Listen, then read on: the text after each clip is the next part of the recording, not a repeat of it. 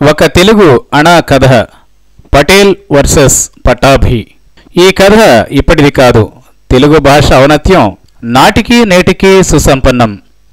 ఆంధ్రప్రదేశ్ రెండు తెలుగు రాష్ట్రాలుగా విడిపోయినంత మాత్రాన తెలుగు భాష ప్రామాణికత మాత్రం చెక్కు చెదరనిది.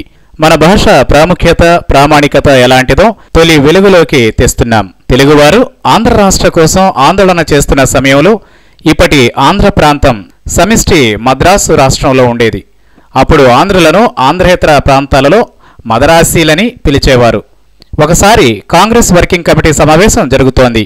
గాంధీజీ, పండిట్ జవహర్లాల్ నెహ్రూ, సర్దార్ వల్లభాయ్ పటేల్, ఆంధ్ర ప్రముఖుడు డాక్టర్ భోగరాజు పట్టాభి సీతారామయ్య తదితరులు ఆ సమావేశంలో పాల్గొన్నారు.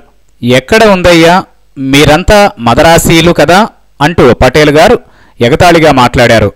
వెంటనే పట్టాభి సీతారామయ్య తన జేబులో నుంచి అణా కాసును తీసి, సర్దార్జీ, దీనిపై ఒక అణా అని అధికార భాష అయిన ఆంగ్లంలోనూ, జాతీయ భాష అయిన హిందీలోనూ, దేశంలో అత్యధికులు మాట్లాడే బెంగాలీలోనూ, ఆ తర్వాత ఒక అణా అని తెలుగులోనూ రాసి ఉంది.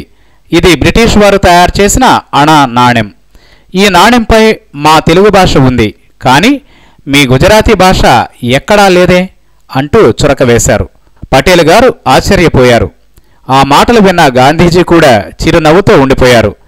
మహాత్మా గాంధీ గారి మాతృభాష కూడా గుజరాతీ భాషే.